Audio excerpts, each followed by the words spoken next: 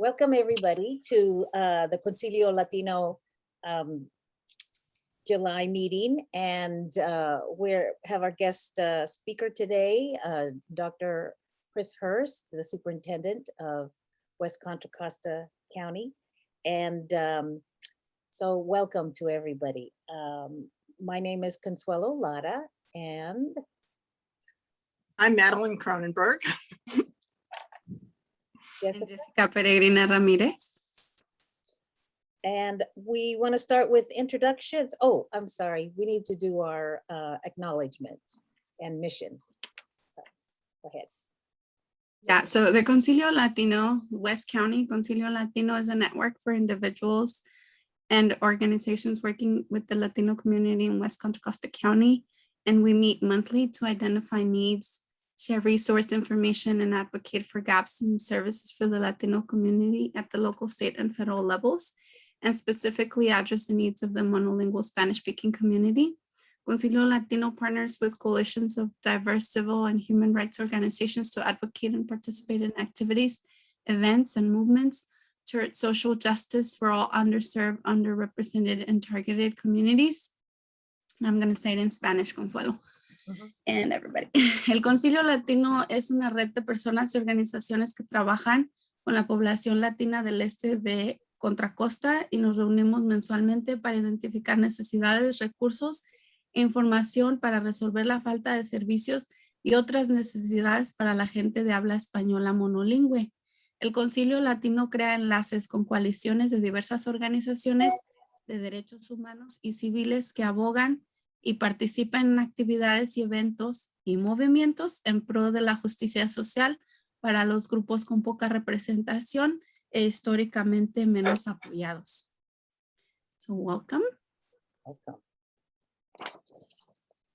And we recognize that we're presently on the lands of the Chochenyo, Muema, Karkan, Ohlone peoples and acknowledge them as the first inhabitants of the land we currently occupy.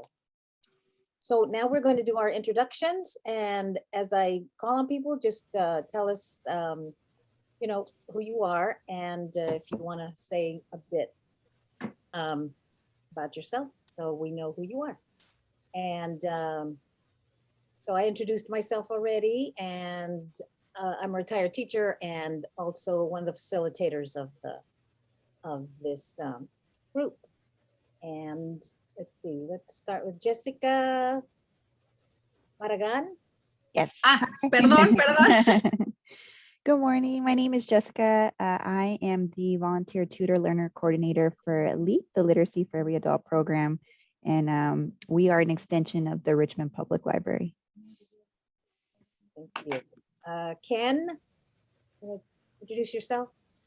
Hi, I'm Ken Ryan. I'm an adult ed teacher for the school district, adult ed ESL. Thank you. Kristen.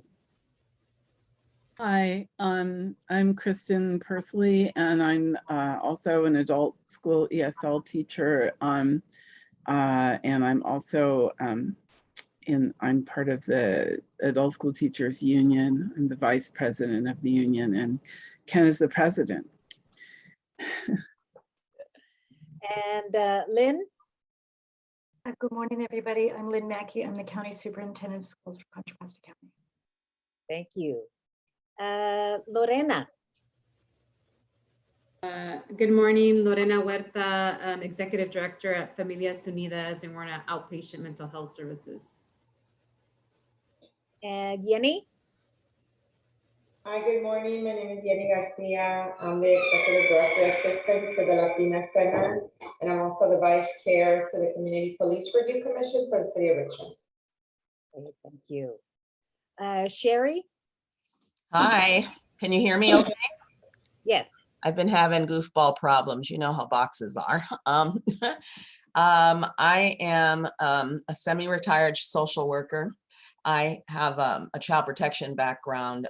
My business is called West Cloud Inclusion and Wellness, and I focus on multiculturalism in the literal sense, and have a background with immigrants, refugees, mixed race families focus and some of my other work. And I have a book called American Born Foreigner, a Black Woman's Story, that deals with multiculturalism in the clearest sense internationally.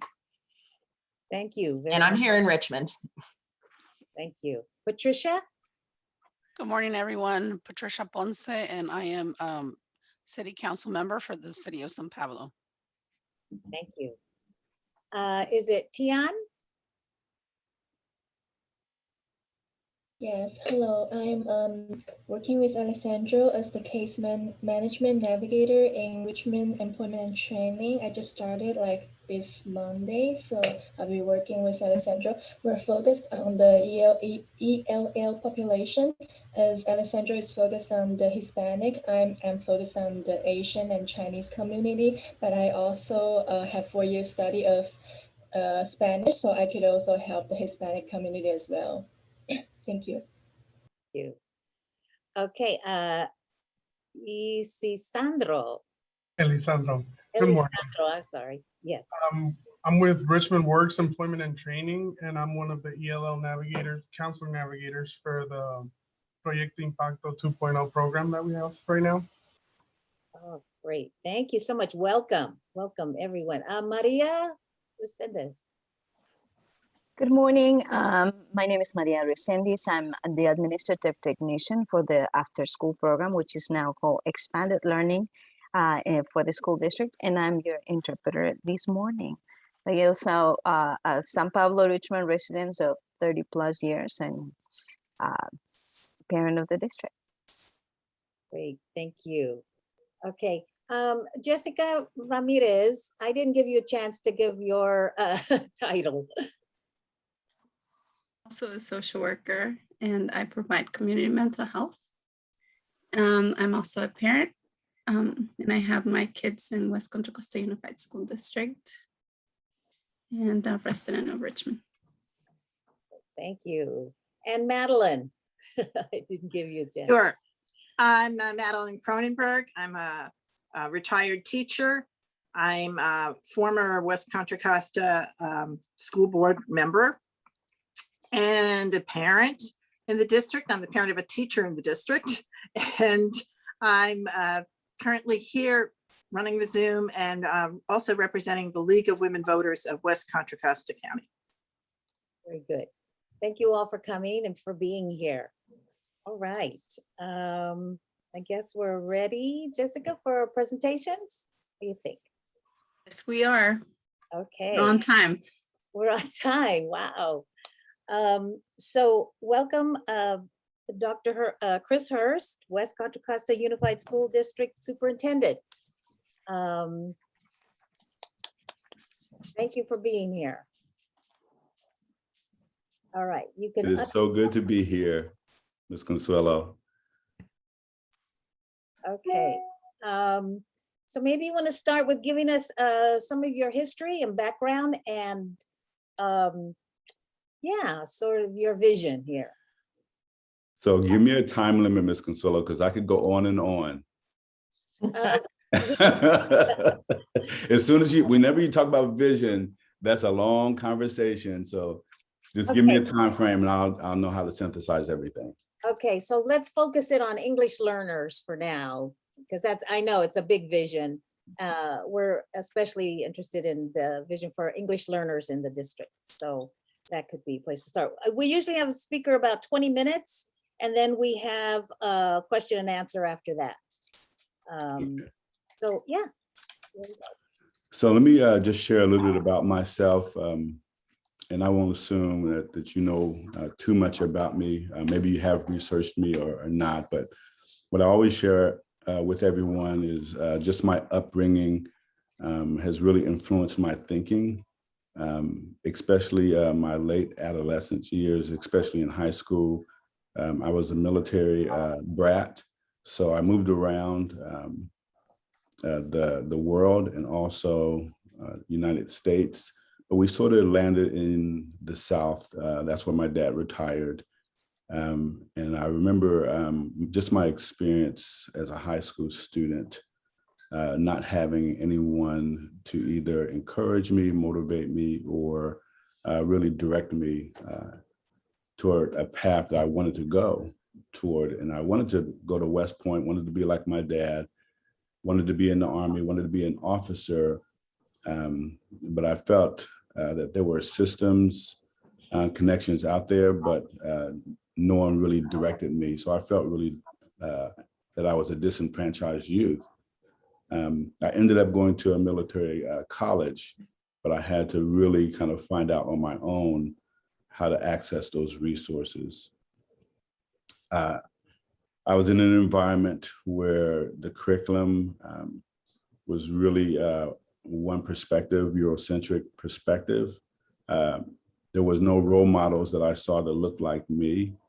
And I just remember thinking that I wanted to really invest in teaching and really change this for kids, and did not want kids who especially looked like me to have that same experience that I had, especially in high school. Was in the military for a while and was a drill instructor and communications instructor. And I really had a love for teaching in the military, in the Marine Corps. And I had a talent in math, and I took the two after about 10 years and got out. And I really landed in Southern California in, I would say, a district or a community much like the Kensington El Cerrito community. It was a pretty affluent community. And I always share with everyone, I really appreciate my start there in Poway, which is where it was, because I was allowed to see what education could look like for our kids and what resources should look like as well for all of our kids and our adults. I transitioned from there and went to be a principal in San Diego under Alan Burson, who was the superintendent. And he was doing something remarkable with the failing schools. And he was closing down those failing schools. He converted them to 14 small themed academies that was aligned to industry sectors. And I was one of those principals that was hired. And I was put in the middle of a community much like Richmond and San Pablo. And it was in a very tough community. I would say describe it as a culture of violence, and it was a failing school. But with the community, with the teachers, with the students, we were able to change the learning outcomes around for those students. But that experience in Poway, and then that experience also in San Diego, and plus my upbringing, really led me to understand the inequities, the vertical inequities in our educational system. So I like to share that because I've lived inequity. I was a disenfranchised youth and student. So creating systems that were equitable for all students really became very personal for me. So I took a brief leave of absence, went to school, and I met a person named Rudy Crew. And Rudy Crew was the superintendent of New York and Miami-Dade. And he really educated me and caused me to think deeper about public education, but also systems. And he really challenged me about this concept of refining the system, reforming, but also the bigger conversation, and that is rewriting the script of education. And what he has shared with me is that we need more leaders that's going to address the inequities and really challenge the system. And what he describes, and I really believe this, is that education, public education overall, the foundation is broken. It was never designed to educate students to the levels that we are asking or mandating them to be educated at. And he talks a lot about a two-track system that was intentionally implemented during the Industrial Revolution, and we still have that two-track system. So what we have done is myself and a number of other people like-minded have worked together to plan, one, what are the inequities and what are the failures around urban education, but also how do you address those failures? So that's what we're trying to do here. That's what I've done at my last district, and that's what we're trying to do here also in West Contra Costa Unified. So that when we talk about vision, it's pretty detailed, but I will share that a big part of it is teacher preparation. What I do know, and I was just talking with Madeline and Consuelo before everyone else got on board, we have a teaching force that's really not trained and equipped adequately to meet the needs of our students. And this is a couple of reasons. One, when you look across the board, across the United States, most of our teachers in the teaching force are women, 70%, and most of them are white as well. And not that is a game changer, but it's something that we have to consider, because what all the research tells us is that over the next several years, the demographics of our student population is going to change, and we can see that before us. Most of the students that's going to be coming into our school system over the next several years will be Spanish speaking or speaking Mandarin. And the question will become, which really goes to your question about vision around English learners, it's really about teacher preparation, and it's really about dual language immersion.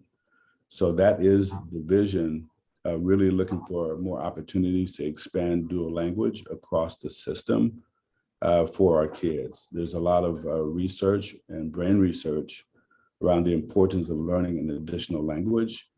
So really that's my goal, is that we are incorporating opportunities at every level, not just at the high school level, but at the middle and elementary school level as well, where our students can acquire an additional foreign language so that they're bilingual, multicultural as well. So the big scheme of things, dual language immersion is a big part of our vision.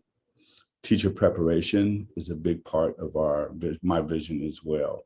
But also there's this concept around leaders, and leaders not really having the skills to create the conditions where they're going to actually prepare those students and those teachers to have those global skills. So I have this concept around not just global skills for our students, and not just these global skills for our teachers, but our leaders have to have global skills as well. So one of the pieces I was talking to Madeline and Consuelo about is we have a big need in West Contra Costa around teachers, and how do we grow our own teachers? So building in pathways that align to the education industry sector, where we're building our own students to be teachers, but also an aspiring administrator program as well. So when I talk about global skills, what are those global skills? And then how do we make sure that we have an aspiring administrator program as well, so that our leaders are prepared also to give quality feedback, authentic feedback, and timely feedback to our teachers. So those are, I would say, probably the main components of my vision. But I will share with you, I do have a philosophy also around engagement and how we engage our students. And this is what I mean. My experience in compulsory education, and probably your experience as well, is coming into the classroom. You pretty much have a teacher standing in the front. Generally speaking, you have your desks that are arranged a certain way. You have direct instruction. You have guided practice. You have independent practice. You have your check-ins, and you have your checking for understanding and some sort of assessment. And that has been really sort of how we have educated kids for over 100 years. But what we know is that our world has changed with globalization, with technology, and that our kids coming into the classroom have changed, but we're still doing the same things. So I'm a big proponent on how we engage our students, what we're putting in front of our students as well, looking at the curriculum, and making sure that it's culturally relevant. And I think that's important, that kids, our students are allowed to see role models in the curriculum of people who look like them, look like me as well. So I'll stop there. I've said a lot. And I said also, Madeline Consuelo, that this is a conversation that can go on and on. But my work really has been around educational equity, large urban systems, and this is some of the work that we have been doing.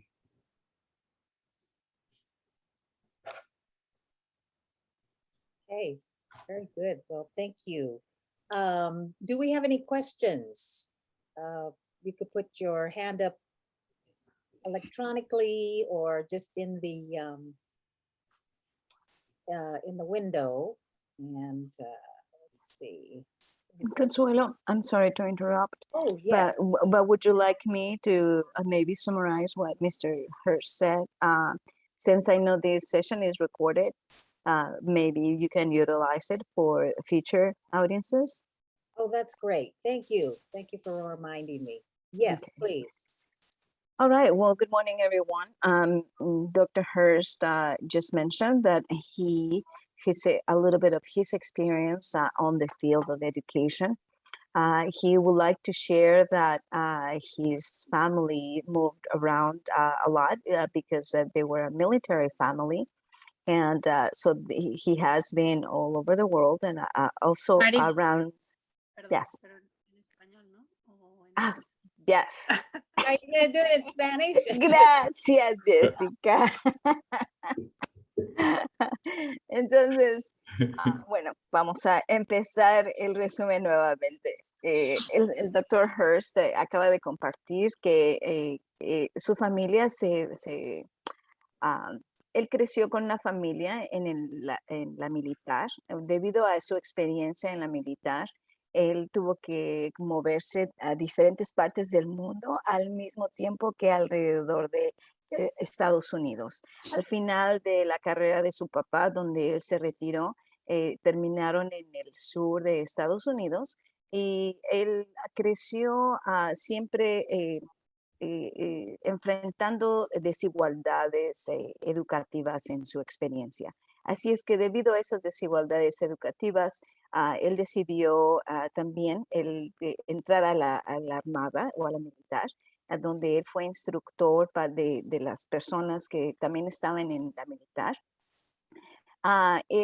Al ser instructor, él se dio cuenta de que le gustaba enseñar, así es que cuando salió de la militar, él decidió entrar al campo de educación. Después de entrar al campo de educación, él terminó viviendo en el sur de California, donde él llegó a empezar a ser maestro como en un distrito escolar que era de una comunidad muy afluente. Así es que en esta comunidad afluente él dice que le dio la experiencia porque él se dio cuenta de las posibilidades que existen para los estudiantes cuando tienen todos los recursos necesarios para tener un ambiente educativo positivo y unas experiencias educativas positivas. Así es que esto le dio un lente para poder implementar algunas de esas estrategias para mejorar los sistemas educativos para comunidades donde los recursos no son iguales para los estudiantes. Ahí tuvo un mentor que le demostró que la desigualdad o el sistema educativo no ha sido diseñado desde el principio para que los estudiantes alcancen los niveles que ahorita les estamos pidiendo dónde llegar, que siempre ha habido una división con dos caminos diferentes para los estudiantes que tienen recursos y los estudiantes que no lo tienen. Así es que eso fue lo que le ha sembrado la pasión de cambiar estos sistemas para nuestros estudiantes. Debido a eso, él decidió continuar como maestro, después como administrador y consecuentemente como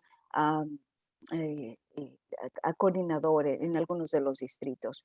Así es que él ha tratado desde el principio de tratar de cómo reformar estos sistemas que no están diseñados para ayudar a los estudiantes en comunidades de bajos ingresos en lugares urbanos. De esta manera, él comenta que su pasión por el cambio que él piensa es que tiene aquí es tratar de desarrollar un camino para nuestros líderes y no nada más de nuestros líderes que son los maestros, los administradores, pero también todas las personas que están incluidas en este sistema de educación para poder reformar y hacer un sistema más equitativo para todos los estudiantes que están atendiendo nuestras escuelas. Así es que en resumen, él comenta que su visión, por supuesto, es muy larga, es muy extensa, pero definitivamente quiere él estar aquí con nosotros y contar con todos para poder crear un cambio equitativo en nuestro sistema. Así es que espero que no haya perdido mucho de sus comentarios. Great. Thank you so much, Maria. Very good. Okay, let's start with, we have a question here. Before we get started on questions, when we met in person, we had a sign-in sheet where you put your name and your contact information, and you got added to our email list, and you were, notified about meetings. So if in the chat, please put your name and your email address so that we could add you, make sure that you're part of our email list, and that's our sign-in sheet. Okay, thank you very much. All right, let's start with Patricia. Patricia, you have a question. Sure, yeah, quick question. I'm really impressed with your background, by the way. And so I am currently part of the school site council for Lake School. That's a school that is near and dear to my heart. I was a student of Lake School. My 3 children were students of Lake School. And so I still continue in this community to, just be involved in whatever possible way I can. When my children were growing up, there was not a parent club, a parent involvement. I sort of started that, and it's continued to the day. But I heard what you said about the philosophy of engaging our students, but I want to kind of know a little bit more about engaging the parents, because we know that everything starts at home, and that is one of the most important engagements for every single student. So can you talk a little bit more about your plan for engaging parents, please? Yeah, thank you so much. I've talked about this with various groups, and what I will share that has been shared with me also by my mentor, Rudy Crew, is that parents are certainly the key and a big part of ensuring that we're meeting our goals, our organizational goals, but also making sure that our kids are on track and reaching their goals. And one of the things I've shared with groups is that parent engagement, or my beliefs around parent engagement, certainly has to go beyond school site councils and also PTSA meetings or PTO meetings and just volunteering for classrooms. So I'm very interested in working with parents and developing compacts where we have a systematic way of training our parents. So you've heard me talk about building our own teachers, growing our own teachers, aspiring administrator programs. But I think we really need to have a strong investment and system on how we're educating and training our parents to advocate for their kids. So some of the work that I've done in previous districts is having parent learning academies. So really looking to see what we have in place here and how do we build on that and how do we expand it. So what do we need to engage our parents with so that they can engage with their students at home? So around curriculum even, and even though parents may not become experts, how do we give them the skills, or how do we have classes so that they can at least engage with their students? Or how do we enter into a compact where the parents are agreeing to ensure that their kids have a quiet place at home so that they're studying.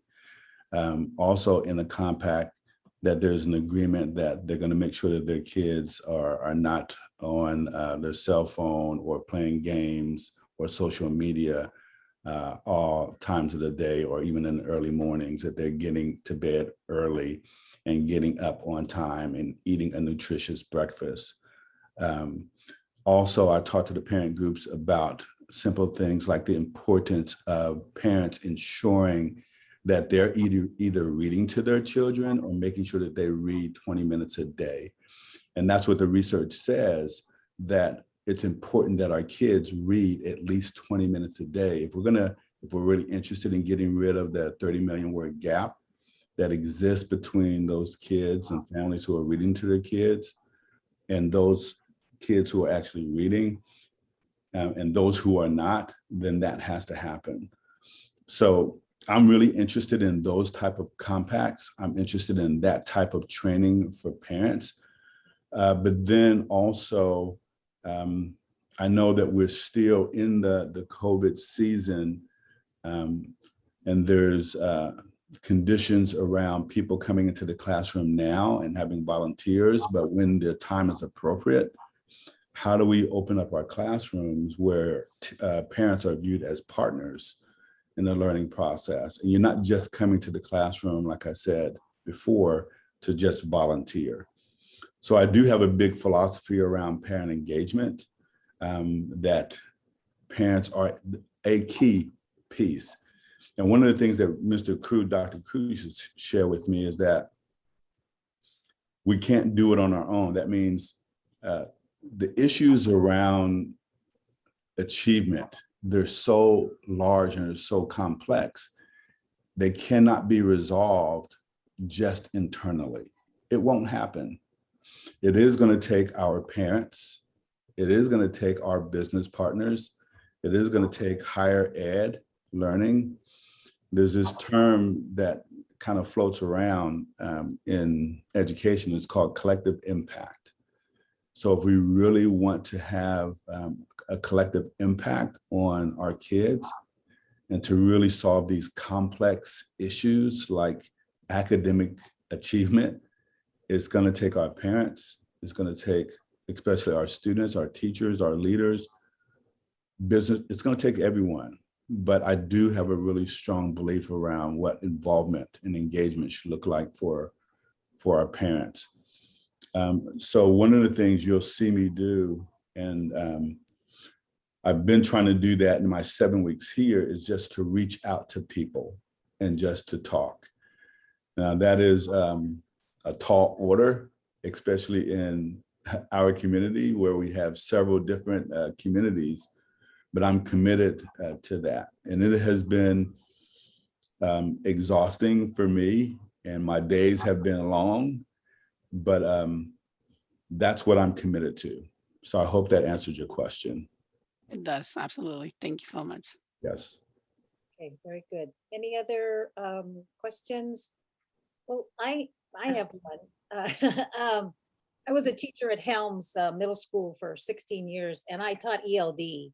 And I saw the department go through, at the district level, a lot of changes, a point where it was really strong and then a point where it was not. And I'm just wondering about the structure of the ELD department at the district level. What changes might there be, or what do you have going? Yeah.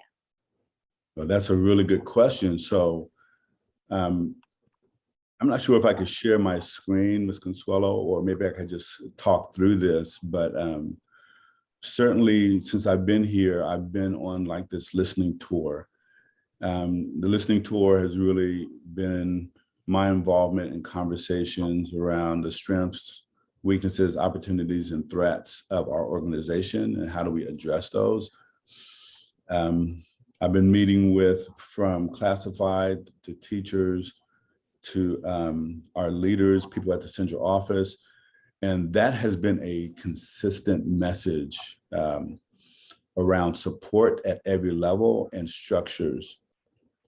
So I've taken that to heart, And what we're doing right now is we're going through this process called central office transformation. And it's work that I've done in previous organizations in Washington and also in Oceanside, California. And it's work out of University of Washington. And it's this concept of we really can't move in a direction of supporting student achievement and student learning if you have a broken system at the central office, which is really the heart of your question. So if we're not adequately staffed, or if we don't have the right people in the right places, then we can't really support those school sites. We can't really support those principals. The principals can't really support the teachers to support the students. So it really starts at the central office. So I've engaged in this conversation around what are the right positions. So those conversations that I've had with every level of organization, the outcome is an equity audit or an equity analysis. So my board recently approved an organization to come in to kind of uncover the boulders and uncover where are our gaps. So they're looking at every single department. They're looking even down to the school level. They're looking at equity issues around master's scheduling, from attendance, suspensions, expulsions. But when we talk about even every department and at the central office, we're undergoing a transformation in all of these positions and staffing. And I could show you right now where we are. So I just presented to my board a draft of a reorganization of our chart, because if you look at our CAO position, which is our Chief Academic Officer, we were not staffed to really support our school sites. And that's where your question comes around, whether it's ELD department or whether it's student services department or whatever it was, even coaching and mentorship for our principals, we did not have it. We were not equipped.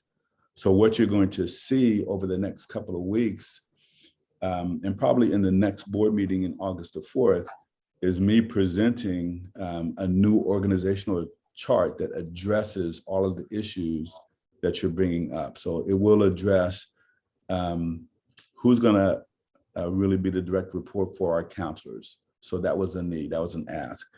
For our English learners as well, our ELD program. We did not have a student services as well. We didn't have direct reports, or we didn't have a clear professional learning and professional development model as well. So we are looking at those structures. So those structures have been built back in. I'm having those conversations with each member of the organization that it affects, but then it'll be presented to the public the first week in August. Dr. So- Hurst, you can share your screen. Oh, I can. Okay, Yes. so let me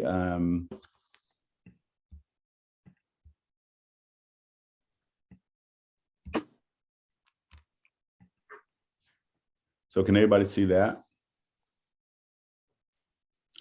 So Almost. Yes. you can see it? Yes. Okay, so what I will share with you is, so certainly we have brought in a new person, a new CAO. And I just want to just share with everyone, this is in draft form. We're sharing this right now with our organization. And you can see we have a new CAO. Her name is Lucia Martin. She's out of Oakland. And also you can see, originally when I came in, there was this misalignment between what was happening in certain offices.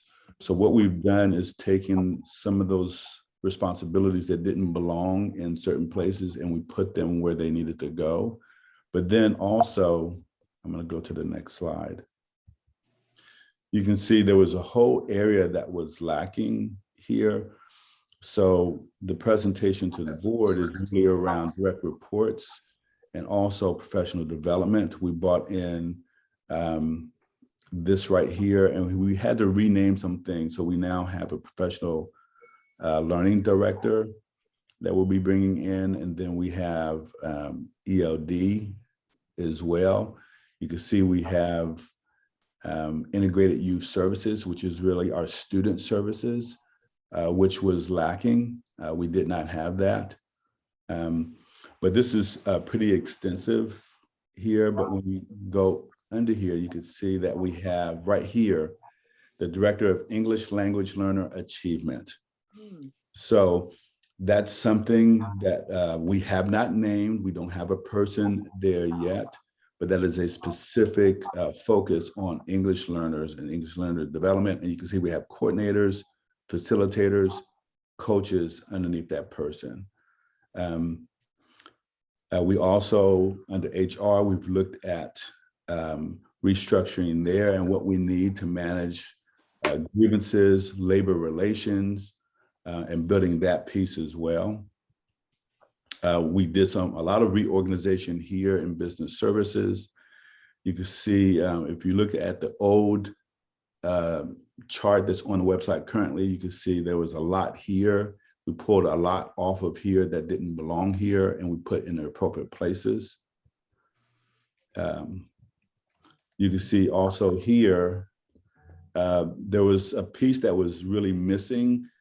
In my conversations, there was this big gap around data.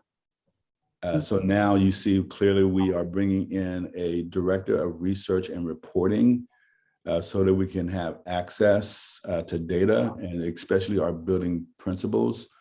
But also you have heard me talk about, and if you haven't, I will share this with you now. I'm going to stop sharing my screen, kind of talk through something. So what I will share with you is right now we're going through a strategic planning process. One of the things that I do know about healthy districts, what healthy districts do is that they go through this process of looking at their mission, looking at their vision, looking at their core values, and then they decide together as a learning community, what are the skills we want our students to know and be able to do. So we're looking at our graduate profile. But then also, besides our graduate profile, we're looking at how do we make sure that everything is in place that we're supporting, or we have a system in place that we're supporting all of our leaders. So the strategic planning process is going to give us our goals, and it's going to also give us a mechanism where we can report out data to our internal stakeholders and our external stakeholders, and we call it a dashboard. So we knew that we needed that data piece and that data director. And they'll be in charge of making sure that that data gets out to you, to our external stakeholders, and to our internal stakeholders on a regular basis. So I wanted to share that organizational chart. And I know that was a long way to answer your question about structure in our ELD department, but we have been very thoughtful about that piece. Very good. Thank you. Yeah, that is a big issue for many people at different levels, is the feeling of support, knowing that you are supported by the district. So looks like you're reorganizing quite a bit. Looking forward to those changes. Any other questions or comments or information? Oh, yes, Lorena.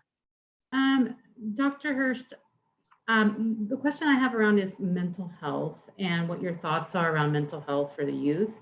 We work in mental health, we're an outpatient. I've been working personally with the school district almost 20 years. And, there's a huge gap for folks that are uninsured that are in the system. And there's also a huge need, which are two different things. And in all the circles kind of that I've been around, this always seems to bubble up, the social emotional support of the youth. And then given the pandemic, like us personally, we've experienced such a huge need coming towards us. So what are your thoughts around mental health in youth and how to support them, and what changes might you see?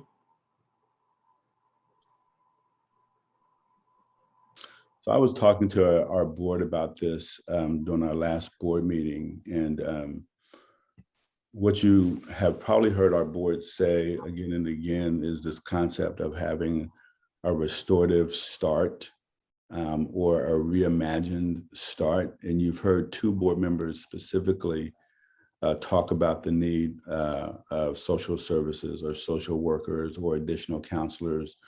But really, the key component was focusing on social emotional learning.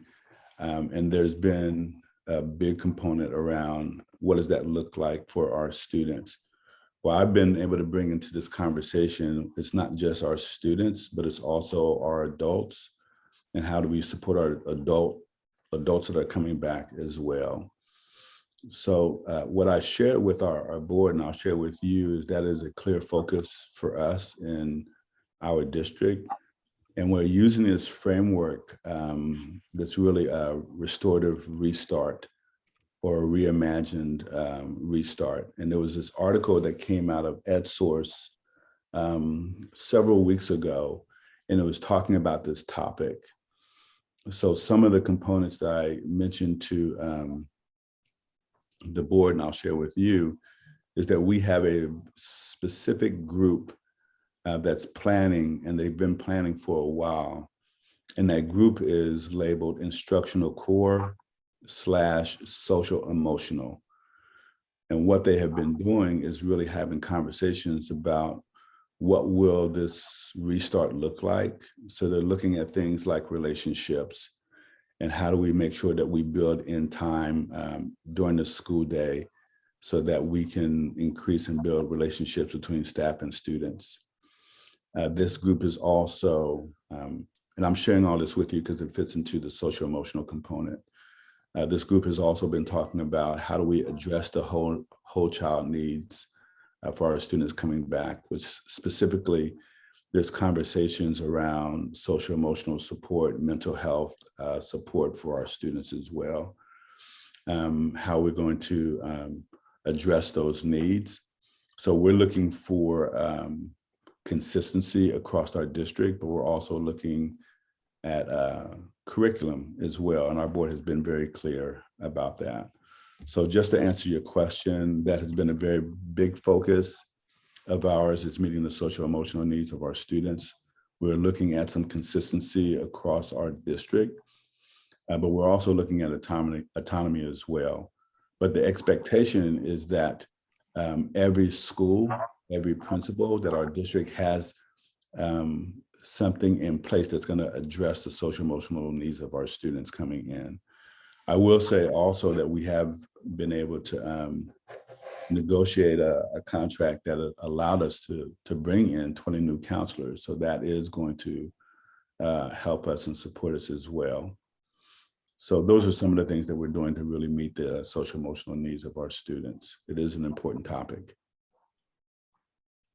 Very good. Yes, it's after this last year and a half, it's like number one thing is dealing with the trauma that's come from all of this for our students and families and community.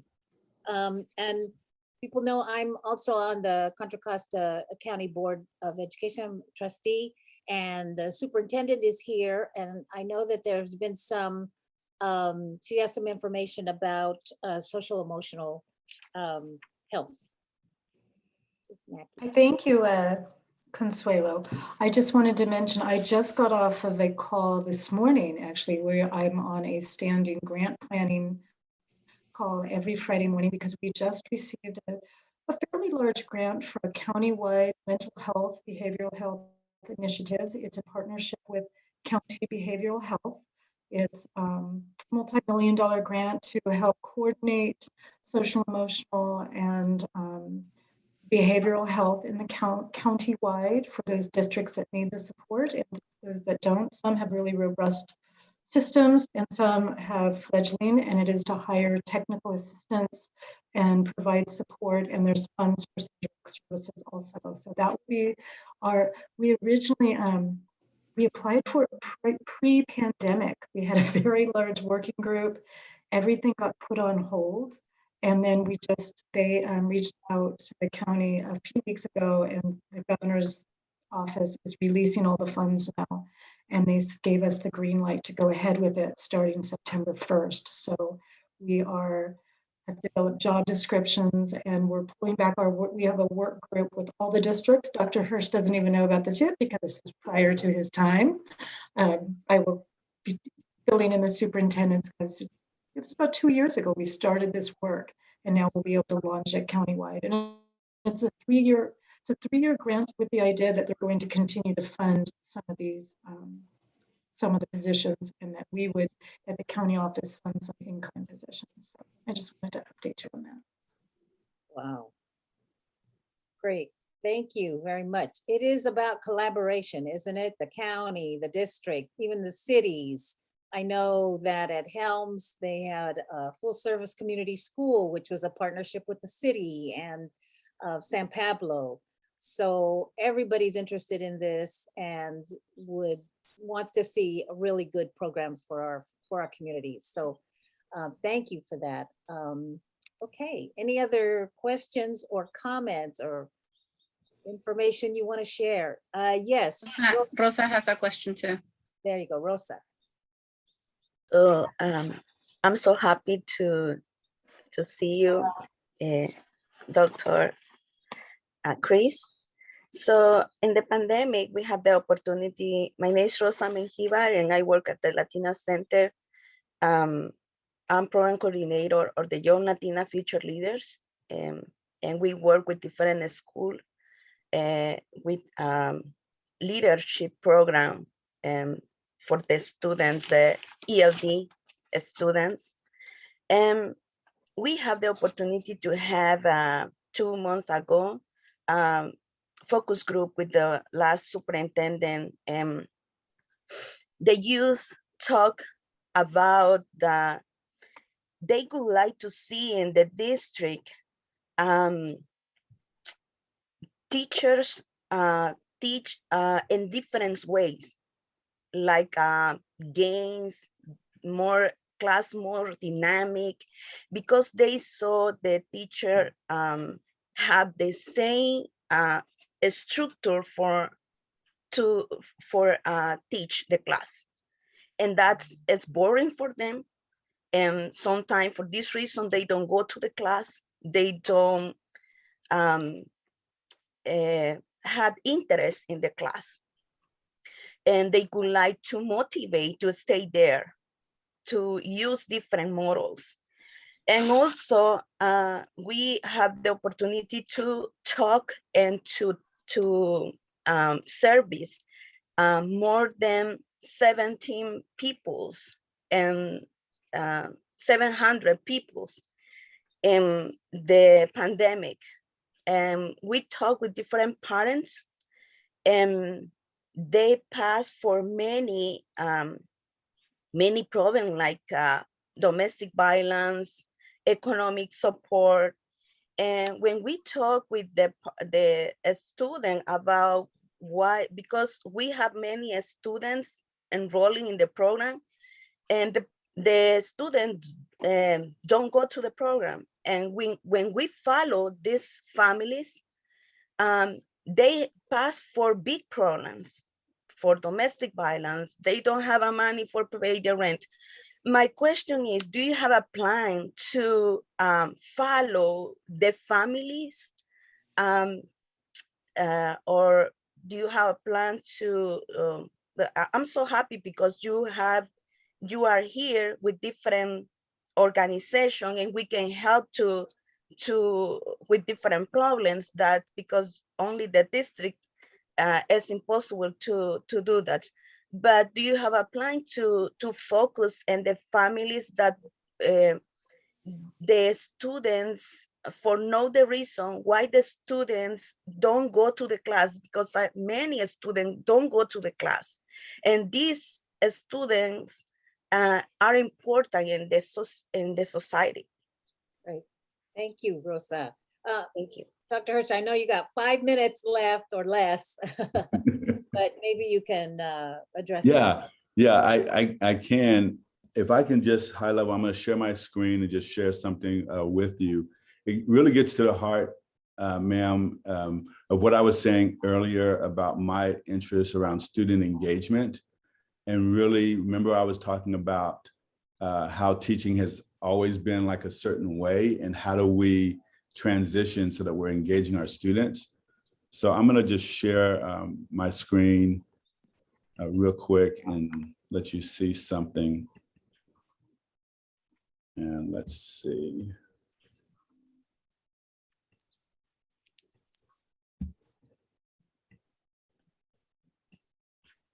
So I'm not sure, can you all see this? It looks like a little pyramid. Mm-hmm. Yeah. So this is really part of the vision that's going to be happening, where we're really looking at integrated projects from pre-K all the way through 12th grade. So pathways, and this aligns with this whole concept of project-based learning. And how do we really make sure that we have integrated projects for our students, even at the pre-K? So things, they're still getting the rigor. So they're still getting their literacy, their math foundation, still getting science and their social science, but also how do we have integrated projects for our students on things like coding?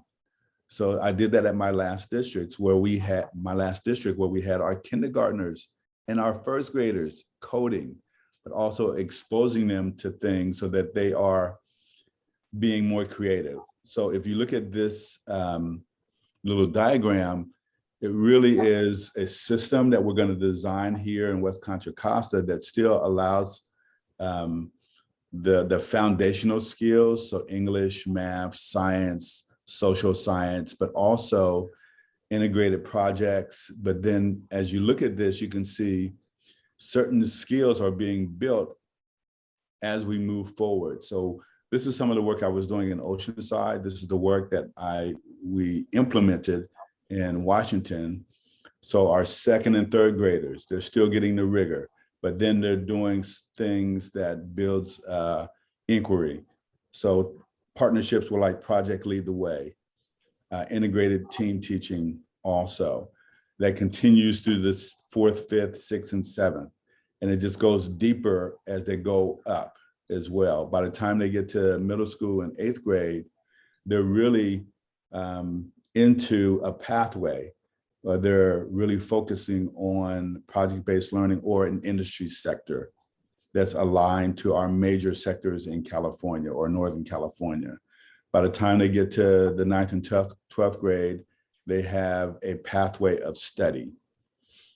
So again, this really addresses the rigor, but it also addresses the question that you bring up is, making it relevant for our students and making it engaging for our students. So that was a really short, quick answer to let you know that there's been a lot of thought and processes. So when I share with you and I introduce myself to you and I share with you that, my life experiences have really led me to this moment. It's not just me that's been thinking about these things. There's been a lot of people that I've collaborated with over the years. So this is not my work. This is a collaboration of people, several people, and we're bringing it to our community here, and we're gonna change the system so it supports our students. Great, great. Thank you so much. So what I'm hearing is not reinventing the wheel, getting Yes. best practices and collaborating to achieve success for our students. So yes, feeling very hopeful about our district's future and our community. Thank you so much. Thank you. All right. So Dr. Hurst, I know you need to leave us and go to your next meeting. Yes. Is it okay if I jump off? Yes. Thank you Yes. so much Okay. for coming. Thank you. Thank you so much. You all take care. Okay, bye-bye. Bye-bye. Okay, there were a couple people who have joined us. I want them to introduce themselves. Betty, why don't you introduce yourself?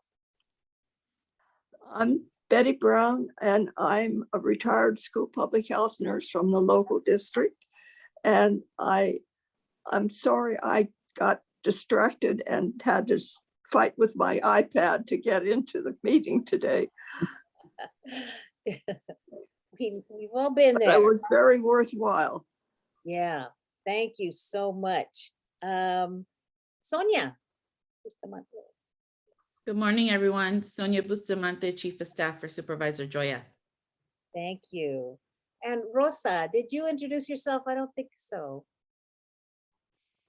Rosa. Yes, my name is Rosa Menjivar. I work at the Latina Center organization in Richmond as a program coordinator of the Young Latina Future Leader. Great, thank you so much. So at this time, what we want to do is, this is when we're going to, So I think we have somebody else, Tian San. I don't know. Oh, Tian, I think she introduced herself. Oh, okay, sorry. Actually, it's me that raised my hand. I just want to. Oh, there you are. Okay. It's Patricia. No, I just wanted to announce some great news that I just got from our city manager. Under SB 129, we are going to receive funding for $2 million for mental health investments for alternative police response, which is great news that we're going to have this funding. I don't have details. I will have details for our next meeting, but I just wanted to share this great news with everyone because this is really important. Because we were just speaking about mental health and the importance of mental health, and new vision for community policing. So that's great. I'm happy that we're receiving this funding. Great, thank you for that. Okay. So one of the things we want to do is at 10 o'clock, we switch over to, for the Spanish speakers, and Jessica will, and Maria, summarize what has just been happening and having discussion. And yeah, so Jessica, you want to take it over? So before I do that, what I might do is just see if there are any announcements, and then I'm just going to stop the recording and restart it so we can have a separate recording that's all in Spanish. That's right. So Consuelo, I think we can do the announcements in English, but keep them brief because the Spanish translation that Maria is going to help us do, it usually takes like 20 minutes, including, it's like a summary of the Spanish, whatever happened in Spanish, and then also the Q&A, and hopefully Maria can help us do that. Anybody have some quick announcements?